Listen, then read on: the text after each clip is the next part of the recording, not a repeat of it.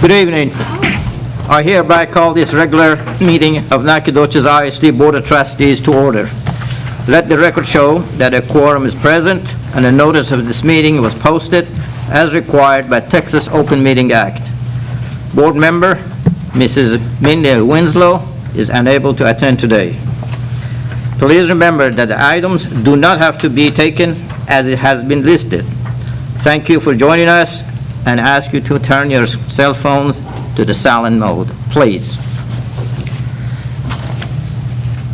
Okay. The board will now conduct an executive closed session to discuss its item posted on our agenda pursuant to the following provisions of Texas Open Meeting Act and allowed by Texas Government Code sections 551.071, 551.072, 551.074, and 551.129. No voting will take place in the closed meeting. Any action the board wishes to take as the result of discussions in closed session will take place after the board reconvenes in open session. It's now time 5:01.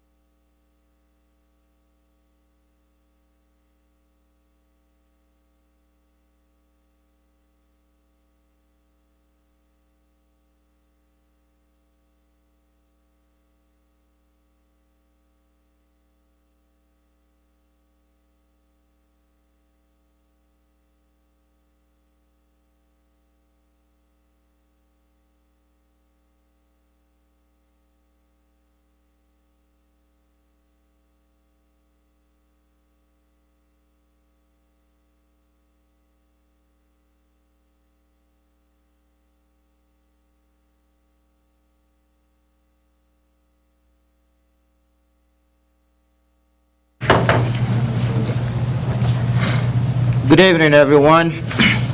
The board is now reconvening into open session, and the time is 6 p.m. At this time, I'd like to ask Dr. Groman to give us tonight's invocation, please. Let's pray. Lord God Almighty, we thank you for your watch care and your presence with us, Emmanuel. Guard safely our children, our teachers, and all the personnel in this district with your power and your love. Forgive us our shortcomings so that we might do better and build better citizens in this place. We thank you now for this time to consider all the needs and all the good things that happen in educating these children and the wonderful teachers and professionals that we have in all areas of our schools. We thank you for them. Amen. Amen. And now, I ask Ms. Apt will lead us in the pledges to the flags.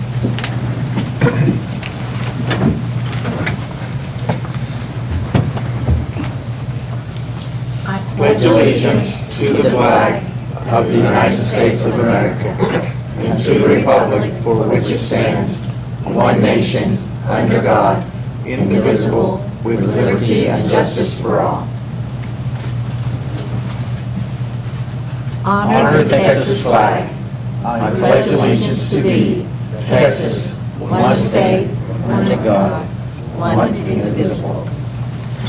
Thank you, Ms. Apt.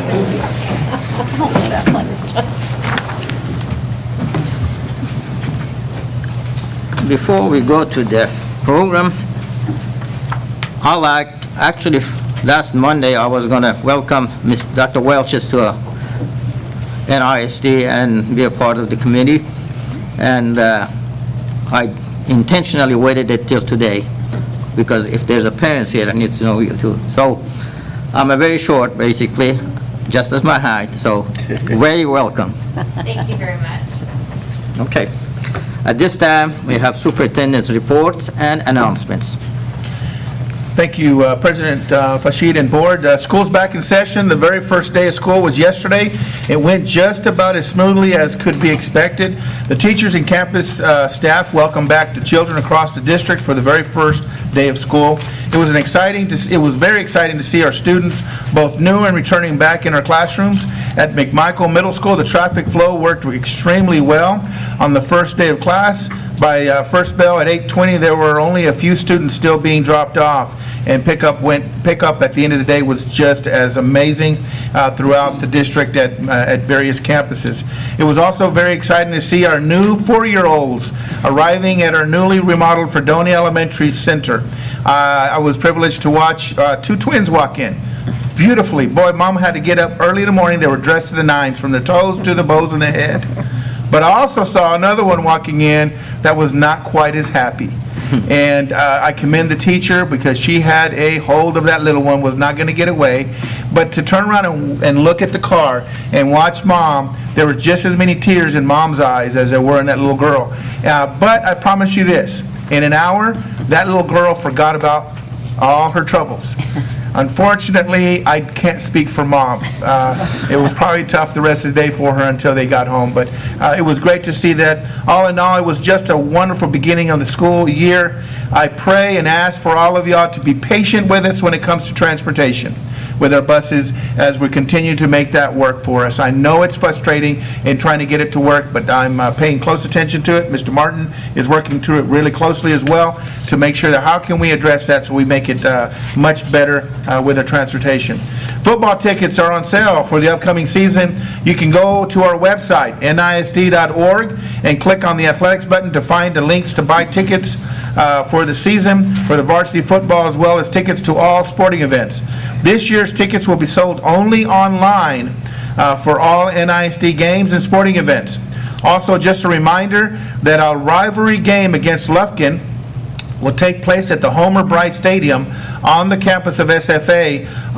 And on our website, there's a separate link to buy tickets for that game, which is scheduled for Friday, September the 1st. And even as we're here tonight at this meeting, the Dragon freshman, JV, and varsity football teams are scrimmaging with Henderson at the Dragon Stadium. It's the final tune-up before the regular season starts up next Friday with Palestine. And then some exciting news to our board and to our community, and the exciting work that our folks are doing within the district. We will be traveling to Angelina College next week. The Texas Workforce Commission will present 9 grants totaling more than $2.8 million to 5 recipients, and we are one of them. So, including Nacogdoches ISD in partnership with Angelina College, the Job and Education for Texans Grants, or the JETS grant, were used by NISD to fund an EMT program through our CTE program at Nacogdoches High School. At the high school, in the Malcolm Rector Center, we have a nearly fully equipped ambulance unit for our students to train in. The official presentation next week will take place at Angelina College in Lufkin. I will add, this summer, as I was walking through the building, it was really amazing to watch practitioners, actual EMT folks in there in a training with this ambulance unit that we have. So we're also finding ways to partner not only with the community, but also enhance the opportunities for our kids. So President Fashid and Board, that's all I've got. Thank you. Okay, at this time, we're in the public comments. We did not receive any request to address the board tonight. However, if anyone interested to make comment in the future meeting, how to sign up and instructions are posted with the notice. Meeting. Quickly, we go back to consent agenda. Unless removed from consent agenda, all items listed will be acted on with one motion. If there is a board member who wishes to discuss an item on a consent agenda separately, please indicate the agenda letter, and it will be set aside for further discussion and separate voting. Board, any no comments? Nobody? Okay. In this case, I ask for a motion.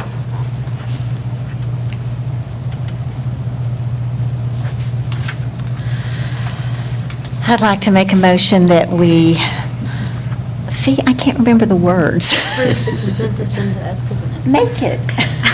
Make a motion to approve the consent agenda as presented. Thank you. I'll second. Okay, motion was done by Ms. Kelly, Reverend Kelly Pick. I always say this, and second by Ms. App.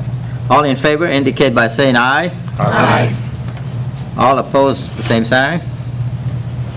It passed. Okay. Now we have discussion and action agenda. There is one item on the discussion and action portion of agenda.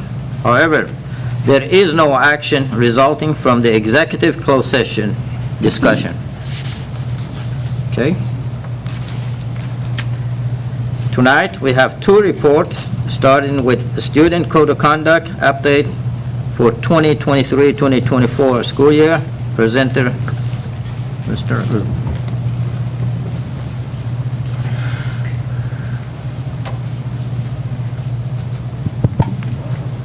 Good evening, President Neermond, board members, Superintendent Trujillo.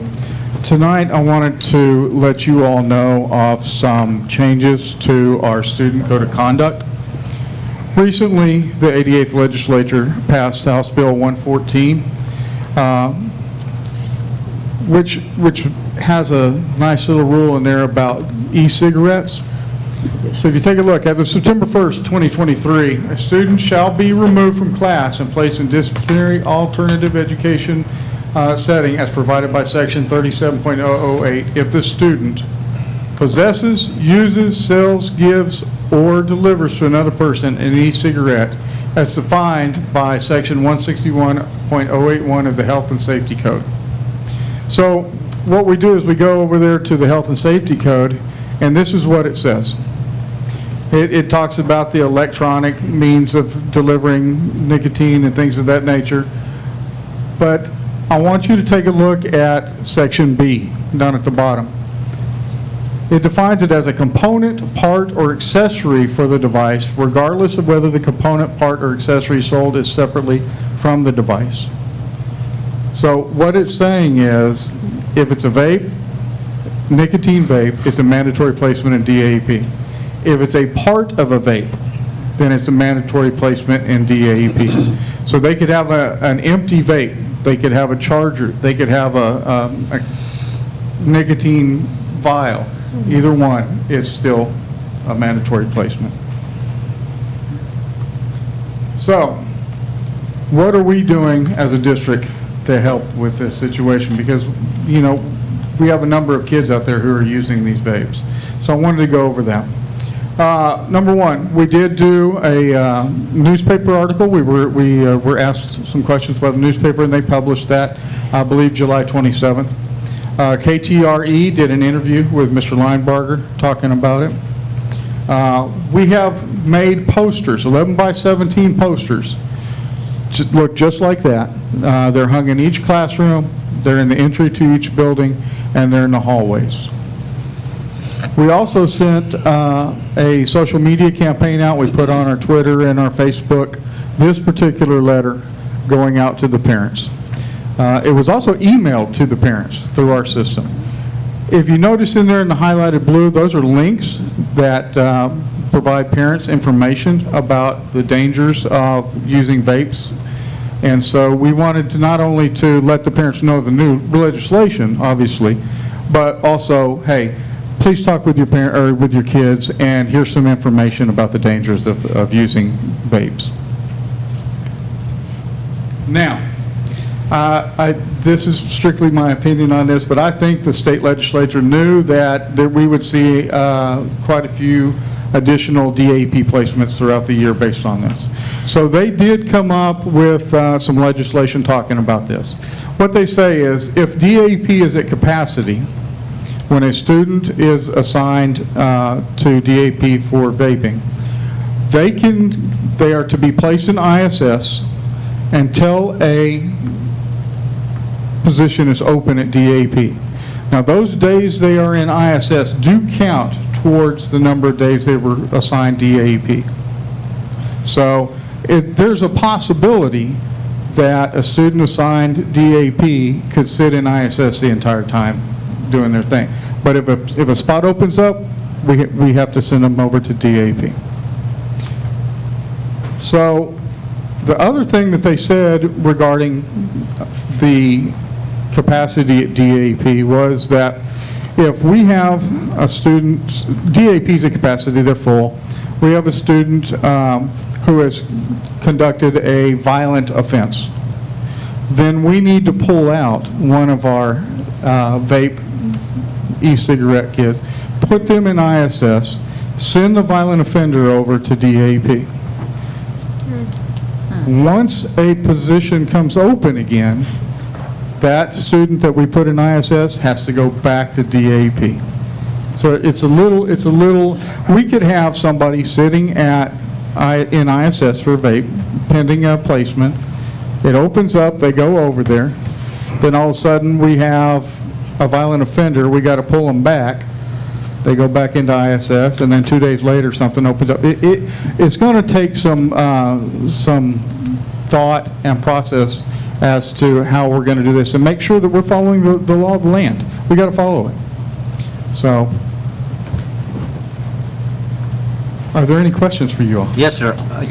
Before we have, let me get a point, some clarification so we're clear. We are tied by the legislative rule of making sure that they're there. We want, and this is the intent of why we pulled it out of Student Code of Conduct, to make sure our parents know about it and they're aware of this. My biggest concern, and this is to our parents that are out there, is my 8-year-old son, back when he was 8 years old and he was walking to school, would see something cool laying on the curb. Looks electronic. Looks like a USB, because that's what they look like.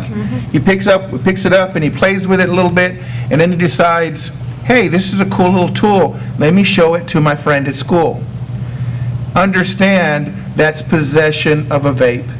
That, under the letter of the rule, mandates a placement to DAP.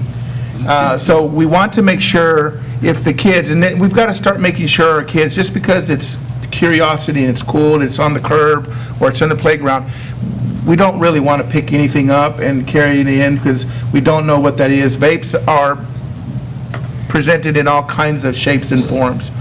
A vape can be the tip of a pen and a student in the classroom, and they can be sitting there talking to the teacher, and they can be taking a vape hit just sitting in the room, and all they have in their mouth is their pen. So there's all kinds of technology that's out there. It's primarily for the health and well-being of kids. That's the intent of what the legislators came up, is maintaining the health and well-being of our kids to make sure that they know that this, well, nobody really knows, but, what the long-term effects may be with something like this. But once again, I want to stress, the kids that use this or find a way to do it, they know what the consequences are. What I want to make sure is our families understand also curiosity can get a kid in possession of something that they should not have, and we have no choice but to follow the letter of the rule when it comes to DAP. And that's why we're communicating this very harshly with everybody. I mean, very, very staunch with everybody. I think our campuses have done it through Fish Camp. High school did it in Fish Camp. Middle school has done it through the orientation. I saw an orientation with 7th graders today. But we also need to talk and make sure that our littles know about this as well, because curiosity can have them have those possessions. So I just wanted to touch base on that, because it's not the fact that parents bought it or they have it at home. It's also kids can be walking from point A to point B, see it, pick it up, and now they're in possession and they arrive to school because they want to show something cool to their friends. So I just wanted to share that as well. Yes, sir. Coach Rashid. It's considered narcotic, correct? Nicotine is, but it's not a felony. Okay, my question is, how far from from a school property would be considered? Like 300, 400, or? That's a great question. It's within 300 feet of a school zone, of a Yes. school. It also includes any time a student goes out to a different district during school business. Right. Then that would affect, taking into account as well. It means school-related activities as well? Yes, sir. Okay, number of days at DAEP, how many days? We're So- determining that as a district, because remember, we're not the only district. We're not the only district at DAP, so when we say capacity, understand we're in a co-op. Right. We've got 7 other school districts that are with us. So we're working the placement with that, with these other superintendents. So specifying a number of days, we've got a minimum number of days that we're making sure that our parents are notified if they break the rules. But that fluctuates based on the relationship we have with these other districts as well. So, Now, assuming a student is at the DAEP, what happens to him if he uses it? I'm sorry, Oh, could it's you ask that already one more there? time? If somebody's already in a DAEP already, then what happens? If he gets in possession or? So, like a DAP student who Right. gets caught with a vape? Right. They would have to go through the process. We'd do a due process hearing.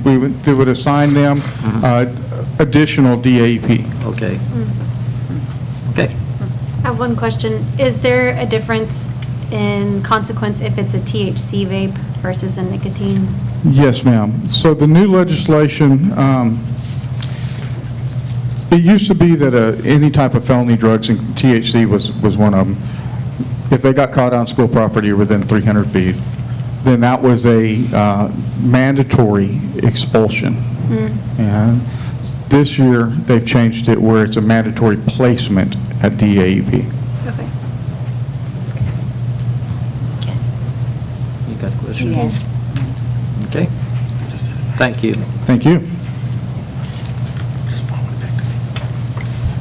Now, we have 2023, 2024 tax rate presentation.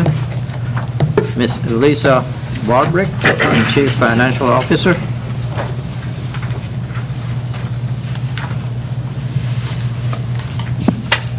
Good evening. Is this on? I don't think so. It says it's on. Good evening, President Neermon, board members, Dr. Trujillo. So tonight, we are not bringing to you the tax anything about adopting the tax rate. This is just a discussion to prepare us for next month. We have Bob Henderson with RBC Capital Markets with us to go over some ideas on our tax rate and what we can do.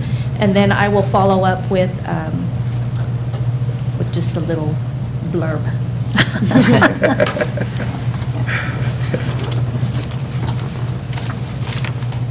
Thank you, Lisa, for the, I'm not sure, I agree with you, I'm not sure this is on, but I'm from East Texas, so I don't really need a microphone. For the record, my name's Robert Henderson. I'm a managing director with RBC Capital Markets, and we have the honor and the privilege of serving the school district as its financial advisor.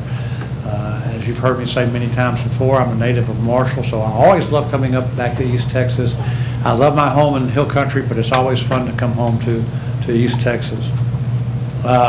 As Lisa talked about, what we're here to talk a little bit about is potential tax rate management strategies. We're going to show you 3 scenarios. But before we get to the actual scenarios, let's talk a little bit about your existing debt. As you know, your tax rate is composed of 2 categories, maintenance and operations taxes and INS taxes, or interest and sinking fund taxes on your debt. So the second part of your tax rate is based on exactly what you see here, the 3 currently outstanding series of debt that the voters have approved and the school district has actually sold. You know that the biggest part of that debt is the bonds that were sold in 2019, originally for $76,800,000. I hope y'all can see that pretty well. I know you've got documents in front of you. The other 2 transactions are much older, particularly the 2015 transaction is a refunding of some previous debt, as is the 2020 transaction. If you look at the final maturities of that debt, which is about the 3rd column from the right, you see that the 2015 bonds pay off in 2026, which is just 2 fiscal years down the road, and then the 2020 bonds sell off in 28, again, another 2 years down the road. The larger transaction of $76 million was originally issued with a final maturity of 30 years and goes out to 2049. Now, you can look at that graphically on the lower scales and see what that means in terms of your tax rate and your debt service. We have slightly elevated debt service for the next couple of years. It falls for 2 more years and then settles in as we look at only the debt service on the 2019 debt. The good news, of course, is that Nacogdoches ISD has always been very conservative in its debt issuances, and this is, given the tax base of the district, is a very modest amount of debt, although, you know, all of us like to minimize our debt where we can. And that's really what the purpose of this discussion is how can we help minimize debt? So let's talk about that a little bit. Here's this historical tax and AV, taxable assessed valuation, we call it TAV, and tax rate information. You see the steady growth that has occurred in TAV. We do note that this year our tax base fell a little bit, about 4.1%. Not terribly unusual. You saw multi-years, 2 years of over 8% growth. And when you have that happen, you have more taxpayers protesting, going to arbitration with the Central Appraisal District. So it's not terribly surprising after a couple of strong years of growth that you see that tax base drop a little bit. You also see the historical M&O tax rates and INS tax rates. And this is where I get to stop and say, good news. You know, I think everybody here is very familiar with what's happened in Austin with the passage of school finance legislation that's going to do a couple of things. One of them, of course, is dependent upon voter approval in November, but I can't imagine that an increase in the homestead exemptions from $40,000 to $100,000 won't be approved by the voters, and our numbers in these presentations presume that that is going to be the case. The other thing, of course, is compression, and compression is a big deal. We're going to see a significant, or at least the potential for a significant tax rate increase. Now, let me slow down a moment here and tell you that this is, unfortunately, a previous draft that did not get updated, so there are a couple of numbers here that is not correct. You see that had previously calculated that the compression would take the M&O tax rate down to 72.84 cents. That's incorrect. Ms. Bobrick did provide us with the correct numbers yesterday, but it did not make it into this final draft. The correct numbers for that first bullet point should be an M&O tax rate compression of 19.01 cents or 0.1901 cents to 75.97. Still a very substantial decrease in your tax base, or rather your tax rate. The increase of the homestead exemption, as we just discussed, to $100,000 assumed. The last three bullet points talk to the protection that the state legislation put into place for the districts, make whole provisions that the district would not lose money as a result of this compression, that the state legislature is going to pick it up, and that is true as well in the interest and sinking fund part of your tax rate, as well as the maintenance and operations tax rate. So what do we do with this potential opportunity that you have of your M&O tax rate falling? One option is to pay down our debt. What we're talking about here is utilizing what's called a cash defeasance, or basically for our audience, it's like paying off your, making extra payments on your home mortgage to reduce the principal outstanding and therefore reduce the amount of interest that you have to pay over the loan. Now, we're showing you three scenarios here. One is the existing 29-cent INS tax rate, just maintaining that rate without letting it fall at all. It's going to provide some benefit, not a lot, about $400,000 that we could use to cash defease some of your existing debt. And that would produce not only a reduction in future debt service of that $400,000 in principal, but we would project a tax rate or interest rate savings of about $430,000 over the life of the loan. Your total tax rate would then fall the full 19.01 cents that was projected based on the compression. The next alternative that we show is 38 cents. Now let me say that there's nothing particularly magical about 38 cents. These are not the only options that you have. You basically have an option to choose any tax rate level that you want between the existing 29-cent INS tax rate and the maximum that's allowed by state law, which is 50 cents. Why do we choose 38 cents? Great question. As you know, that when we had the bond election in the community back in 2019 to fund that $76 million worth of improvements, at that time, we had told the voters that the tax rate impact was likely to be 38 cents. We all know that, we under-promised and over-delivered. We all like to do that, makes all of us look good, right? So we told the voters about 38 cents. The voters approved that. In fact, because of growth in the tax base, we started off at 36 cents and some change, and it has consistently lowered every year down to 29 cents. So we chose 38 cents only because that's the level that the voters had anticipated it would be when we passed the bond election in 2019. So what happens if we were to go up to that 38 cents? What we would have the ability to do is to cash defease approximately $2.5 million in this first year, and this is just a one-year deal. It's not looking forward for 38 cents for years and years and years. It's simply holding that tax rate at 38 cents this fiscal year. That would allow us to pay off $2.5 million of your debt early and then recognize another $2.7 million in interest savings over the life of your debt structures. What would that do to your tax rate? Your total tax rate would be 10.1 cents less than it is now. So in other words, we've taken out of 19.01 cent tax rate potential decline because of compression, and we're going to take 10 cents of that and use it to pay off our debt early, again, just for 1 year. So that's a very powerful thing. I have the honor, along with Clarence Greer, and by the way, I should have said this earlier, Mr. Greer does send his apologies for not being able to be here tonight. At the 11th hour, another school district asked him to attend a school board meeting. Because I'm familiar with this district, and I'm not familiar with the other district, we collectively decided that he should go cover that district and I should come home to East Texas. So Mr. Greer does apologize for not being here.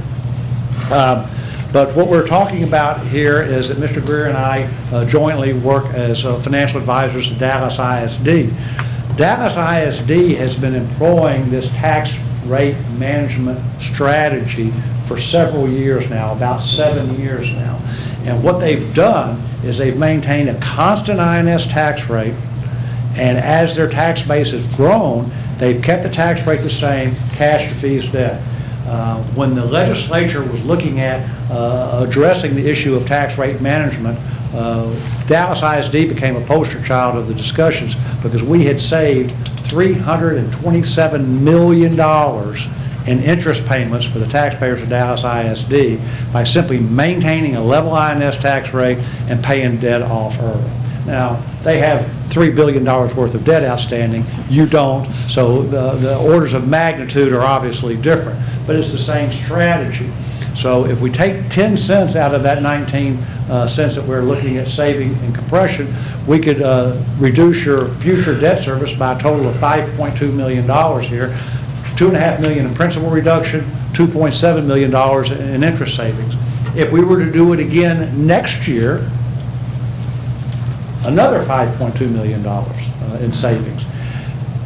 Someone's going to ask, or I will, don't interest rates change? Yes, interest rates change on what the district earns in terms of its invested proceeds, its invested fund balances, but this is fixed rate debt. So when these bonds were sold, they were sold with coupons, and the long end, particularly of the $76 million that were sold in 2019, are all at 5% coupons. So you have a very significant supply of 5% coupons that every time we do this, even though interest rates are changing up and down in the interim, we have the opportunity to save the taxpayers of the district at 5% on debt. So we're paying off 5% debt early. The last scenario is 50 cents. Again, not suggesting that you do that, not suggesting that there's anything magical about these three levels. We're showing you 50 cents because that's just the maximum INS tax rate allowable under state law. If we were to do that, we could defease $4.7 million in principal and save another $5.7 million in interest over the life of the transaction. So you're talking about $11.4 million in savings. Now, what would that do to your tax rate? That would take your total tax rate to 50 cents, and your total tax rate after compression would actually go up 1.9 cents. Nobody wants to raise taxes. I'm not suggesting you go 50 cents. This is for discussion purposes only. So if you look at the table at the bottom, you can see this summarized, and again, we're taking into consideration the $100,000 homestead exemption increase. If you stay the same, in other words, keep your INS tax rate at 29 cents, the average taxpayer, I shouldn't say the average taxpayer, but the taxpayer that's got a home value of $200,000 is going to see their taxes fall $382. I got to get my glasses fixed. $382.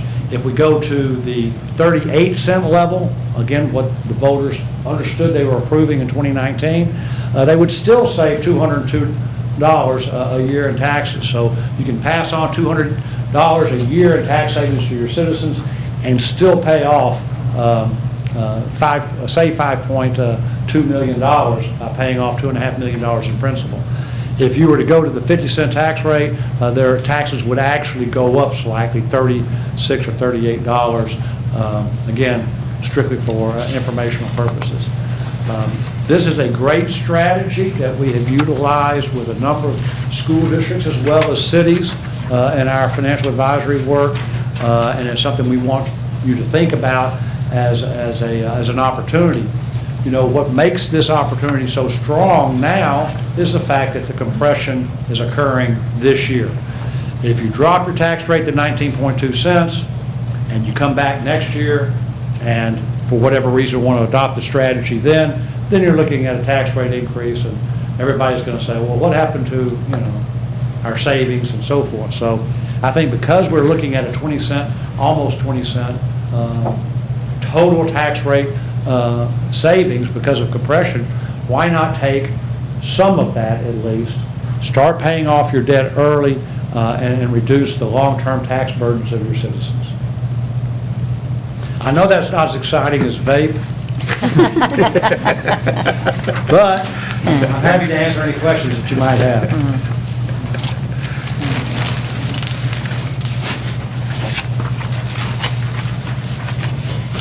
I don't have any questions. The last slide I'll show is just current market reviews. I'll let you put yourselves to sleep with this later tonight. I won't try to read all of it to you. What I really like to focus on this was really just the upper right-hand side, which is what our economists internally at RBC see in terms of interest rates. You see that our real GDP is projected to decrease in fourth quarter 23 and first quarter 25.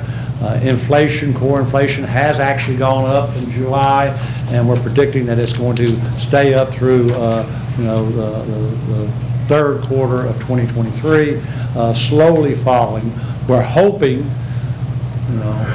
may the Lord be with us, we're hoping that inflation will be back under control and back under 2% by a year from now, fourth quarter of 24. There you have it. If you have any questions about economics, call me on my personal cell phone because it'll take me an hour and a half to go through it all. If there are no questions, I'll turn it back over to Lisa.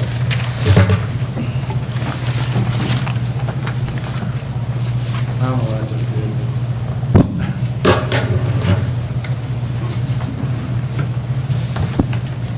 So I'm always teasing that accountants, as well as financial advisors, speak a different language, and probably what you hear is wah, wah, wah, wah, wah. So what I wanted to point out was so last year, we had a M&O tax rate of 95.07 cents, and then INS was 29 cents. What we adopted in our budget, before we knew, and we still don't know a lot, but what we adopted was planning on 93.33 cents for M&O tax rate. And now we've received our MCR from TEA, and what we do know is that our tax rate for M&O purposes will be 75.97 cents, and that is a significant reduction. They have promised us they will make it up on the other side with state funding. So there should be no reduction in our funding, but again, we still don't know what that funding is going to be because the legislature is still out. But what I did want to also point out was if we were to adopt a 38 cent tax rate for our debt service, based on what we were saying, what the 29 cents, which is what you adopted, we would still be lower, and that's what he said as well. We would still have a lower tax rate than what we brought to you when you adopted the budget.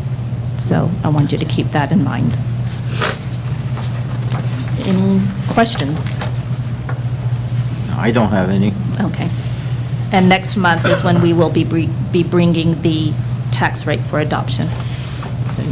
Coach Fashid, and then I think this is important for me to share, is as a homeowner, not just the superintendent. A lot of times you find out that the superintendent doesn't own a home, doesn't pay the tax rate that's there, may not even live in the community. But I live here, I pay the tax rate, so when I see the numbers that are there that will save almost $200 a month or $300 a month, a year, for the year, is substantial, and these are some deep conversations to be had with this board as we start looking for this next month. But this is near and dear to myself. I just want to make sure to put out there with the public. I own a property here, I live here, and so I pay close attention to this as well, because it has a significant impact, not just in my house, but also in the households across this beautiful town of Nacogdoches. So just wanted to make sure to put that out there, because there's some folks that may not know that this superintendent lives here, pays taxes here, and shops here, so. Okay. Board, any comments, any questions? If not, I seek a motion for adjourn. I move we be adjourned. Reverend Irvin, I'll second. All right, all in favor say aye. Aye. All opposed? We adjourn.